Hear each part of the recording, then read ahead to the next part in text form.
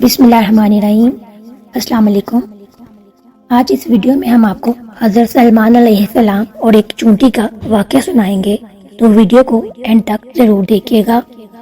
حضرت سلمان علیہ السلام حضرت داؤد علیہ السلام کے فرزند ہیں۔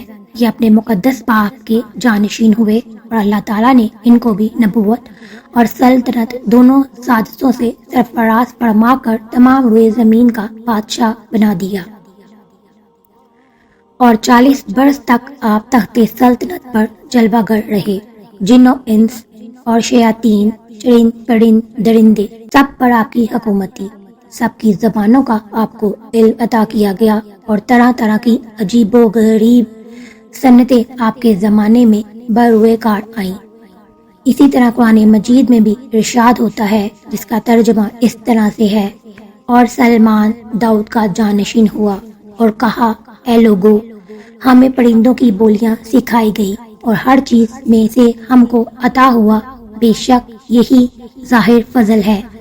اسی طرح قرآن مجید میں دوسری جگہ ارشاد ہوا ہے، ترجمہ: اور سلمان کے بس میں ہوا کر دی، اس کی صبح کی منزل 1 مہینے کی راہ اور شام کی منزل 1 مہینے کی راہ، اور ہم نے اس کے لیے پگھلائے ہوئے تانبے کا چشمہ بہایا، اور جنوں میں سے وہ جو اس کے آگے کام کرتے اس کے رب کے حکم سے، اور جو ان میں سے ہمارے حکم سے پھرے، ہم اسے بھٹکتی آگ کا عذاب چکھائیں گے۔ اس کے لیے بناتے جو وہ چاہتا، اونچے اونچے محل اور تصویریں اور بڑے ہاؤس کے برابر لگن اور لنگردار دے گے۔ روایت ہے کہ ایک مرتبہ حضرت سلمان علیہ السلام جن و انس اور اپنے تمام لشکر کو لے کر طائف یا شام وادی نمل سے گزرے، جہاں چونٹیاں باکثرت تھیں۔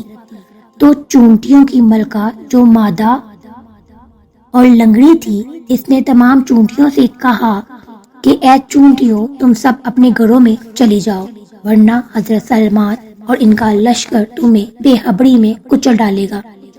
چونٹیوں کی اس تقریر کو سن کر حضرت سلمان علیہ السلام نے 3 میل کی دوری سے ہی سن لیا اور مسکرا کر ہنس پڑے۔ چنانچہ اللہ تعالیٰ نے قرآن مجید میں فرمایا ہے، ترجمہ: یہاں تک کہ جب چونٹیوں کے نالے پر آئے، ایک چونٹی بولی، اے چونٹیوں، اپنے گھروں میں چلی جاؤ، تمہیں کچل نہ ڈالے سلمان اور ان کے لشکر بے خبری میں۔ تو اس کی بات سے مسکرا کر ہنسا۔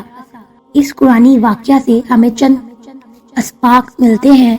نمبر 1 کہ چونٹی کی آواز کو 3 میل کی دوری سے سن لینا، یہ حضرت سلمان علیہ السلام کا معجزہ ہے، اور اس سے معلوم ہوا کہ انبیاء کرام علیہ السلام کی بصارت اور سماعت کو تمام انسانوں کی بصارت اور سماعت پر قیاس نہیں کر سکتے، بلکہ حق یہ ہے کہ انبیاء کرام کا سننا اور دیکھنا اور دوسری طاقتیں تمام انسانوں کی طاقتوں سے بڑھ چڑھ کر ہوا کرتی ہیں۔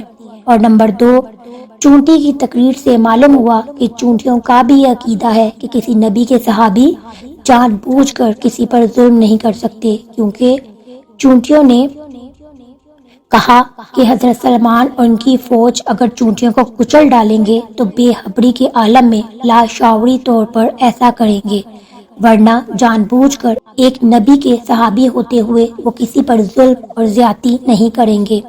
افسوس کہ چونٹیوں کا یہ عقیدہ رکھتی ہیں کہ نبی کے صحابی جان بوجھ پر کسی پر ظلم نہیں کر سکتے، مگر رافضیوں کا گروہ ان چونٹیوں سے بھی گیا گزرا تھا۔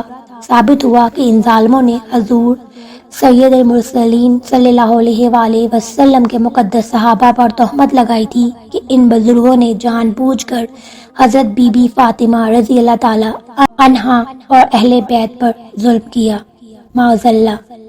نمبر 3، یہ بھی معلوم ہوا کہ حضرات انبیاء کرام علیہ السلام کا ہنسنا تبسم اور مسکراہٹ ہی ہوتا ہے، جیسا کہ احادیث میں ہے کہ یہ حضرات کبھی بھی کہکا مار کر نہیں ہنستے تھے۔ منقول ہے کہ ایک مرتبہ حضرت قطعۃ محدث رحمۃ اللہ علیہ، جو نہایت بلند پایا عالم اور جامع علوم عالم تھے، علم و حدیث اور علم تفسیر میں اپنی مثل رکھتے تھے، کوفہ تشریف لائے تو ان کی زیارت کے لیے ایک عظیم الشان مجمع جمع ہو گیا۔ آپ نے تقریر فرماتے ہوئے حاضرین سے کئی بار یہ فرمایا مجھ سے جو چاہو پوچھ لو۔ حاضرین پر آپ کی علمی جسالت کا ایسا سکہ بیٹھا ہوا تھا کہ سب دم بخوک اور ساکت خاموش بیٹھے رہے، مگر جب آپ نے بار بار پکارا تو حضرت امام اعظم ابو حنیفہ رحمۃ اللہ علیہ، جو بھی بہت کم عمر تھے، خود تو کمال ادب سے کچھ نہ بولے، مگر آپ نے لوگوں سے کہا کہ آپ لوگ حضرت قطادہ رحمۃ اللہ سے یہ پوچھیں کہ وادی نمل میں جس چونٹی کی تقریر سن کر حضرت سلیمان علیہ السلام مسکرا کر ہنس پڑے تھے، وہ چونٹی نر تھی یا مادہ؟ چنانچہ جب لوگوں نے یہ سوال کیا تو حضرت قطادہ علیہ رحمۃ اللہ ایسا سر پٹائے کہ بالکل لاجواب ہو کر خاموش ہو گئے۔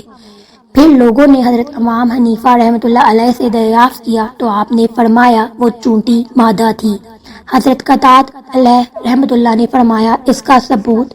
تو امام ابو حنیفہ رحمۃ اللہ علیہ نے جواب دیا کہ اس کا ثبوت یہ ہے کہ قرآن مجید میں اس چونٹی کے لیے مونس کا صیغہ ذکر کیا گیا ہے، اگر چونٹی نر ہوتی تو مذکر کا صیغہ ذکر کیا ہوتا۔ حضرت قطادہ رحمۃ اللہ علیہ نے اس دلیل کو تسلیم کر لیا اور امام ابو حنیفہ رحمۃ اللہ کی دانائی اور قرآن فہمی پر حیران رہ گئے اور اپنے بڑے بول پر نادم ہوئے۔ اگر آپ کو یہ ویڈیو اچھی لگی ہو تو اسے لائک اور شیئر کیجیے گا، چینل پر نہیں ہے تو پلیز اسے سبسکرائب کر لیجیے۔ اپنا بہت سا خیال رکھیے گا۔ اللہ تعالیٰ آپ سب کو اپنے حفظ و امان میں رکھے۔ اللہ حافظ۔